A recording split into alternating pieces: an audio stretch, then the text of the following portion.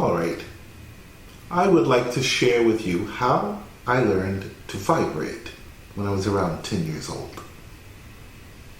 It all started when I noticed that my friends were doing it, vibrating, but I couldn't. So I set out to correct this. You see, I am very, very determined. Some of my friends would say even to the point of being extremely obsessive.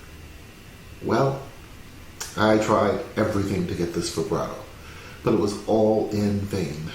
Nothing worked. So one night, while I was sleeping around 4 a.m, I dreamed that I was playing the violin and, of all things, vibrating. I immediately woke up from this dream, reached under my bed, and pulled out my violin case. I took out my violin and bow and began mimicking exactly what I did in my dream. Everything that I saw my hand doing in my dream, I did the same way, and guess what? It happened. I could vibrate. So I simply put the violin back into its case and back under the bed and went back to sleep. And that was that. I had a vibrato from that day on. Found it in my dreams. Well, because I learned to vibrate through a dream, it has turned out to be the hardest thing for me to teach to students. What I tell them is that vibrato is the only thing about playing the violin that ever came easily to me. So with that, I would like to welcome you to virtualsheetmusic.com's Meet the Expert. My name is William Fitzpatrick, and I am the Henry Timianka Professor of Violin at the Hall Musco Conservatory of Music, which is located on the campus of Chapman University in Orange, California. I am as well Director of MusiShare and the MusiShare Young Artist Program, which is located in Irvine, California. While a student at Juilliard, I remember Miss DeLay explaining to me that one had to be very careful about not using the two sides of muscles in the left arm at the same time, as doing so would produce a stiffness that could lead to a muscular problem later on. By this, I mean this side and that side. You know how you can tighten them up.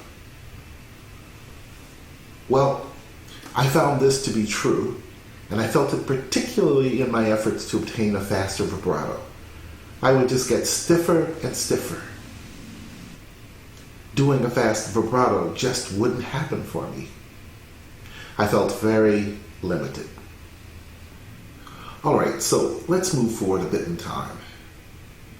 Once, while teaching an 8-year-old student at the Conservatoire de Levallois in France, I tried for a year to get her to vibrate with no positive results. It was very frustrating for me, and I can't imagine what it was like for her. So I was about to give up and simply move her to another teacher. My thinking was that by moving her, perhaps they could succeed with another approach.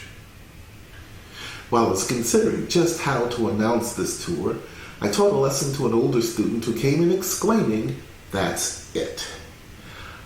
I know what I won't be doing in my jury this year."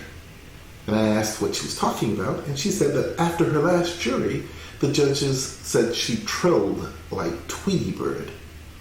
Well, I smiled and said, "What do you mean? Show me." And she did. She trilled. So I said then, "Okay, look, why don't you just simply slow it down?" And she paused, did so, and then looked at me with a really look on her face. Well, I thought a lot about this lesson and then began to think about my student with the vibrato problem. So in our next lesson, I said to her, "Let's try something new. Let me show you how to do a trill." She got very excited. She did it. She was really happy to have learned this new technique. So for 2 weeks, we did trills, particularly with her second and third finger. Then, at the third lesson, I said, "Okay, do the trill again." Later, I told it, okay, now do the trill, but don't put your third finger on the fingerboard. Like that, suddenly it happened. She had a vibrato. Well, for many years I taught vibrato in this way, but while my quartet was in residence at the University of California, Irvine, I found a new way as I was introduced to rotations. Using rotations to explain the vibrato gesture made so much more sense, and as well connected to other areas of left-hand technique. These are the same rotations that I talked about in an earlier video called What Are Rotations on the Violin? If you use that video as a base, then what I'm about to say will probably be more understandable. So now with this understanding of rotations, you've surely noticed that the vibrato's point of origin is switched. It avoids what Miss Delaney warned me about, with the two sides acting at the same time, as the point of origin is clearly now the elbow. But it really looks like it comes from the wrist, don't you think?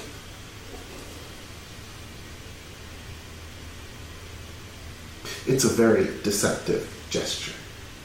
So let's look a bit deeper into this. Here are some of the exercises that I give to my students that help to develop vibrato. Okay, first, put your first finger on the E string. Now, pulling your finger back like this, try to touch and return from the string as quickly as possible, like this.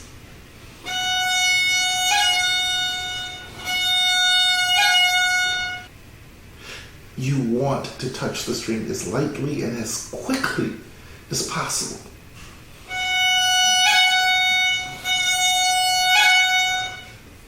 Now, when you can do that, try 2 times.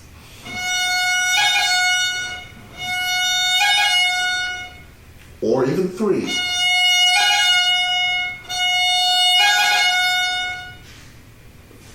How about focusing on going from the string back into the hand?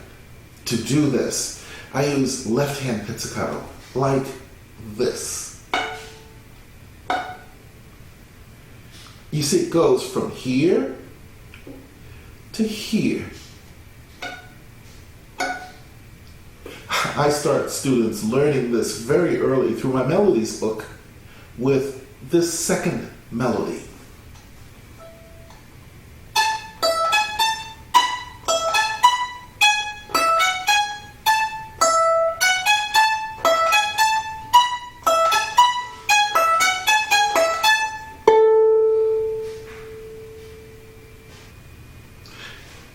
So there we have 2 ways that can help to describe how the finger comes to and comes from the string, defining the vibrato gesture. Oh, do note that the vibrato goes towards the scroll of the violin, as the motion of the vibrato, you see, is from here to there. Try this exercise to help develop this reaction in your playing. Start from the note and go quickly back, like this. You can do 1 at a time.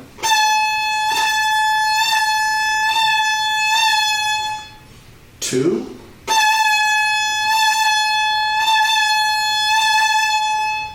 Or even more.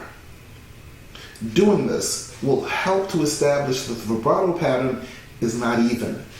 I mean, if it were, then it would sound like this. So that's it for this discussion about vibrato. If you have a comment or a question to ask me, please feel free to post it below.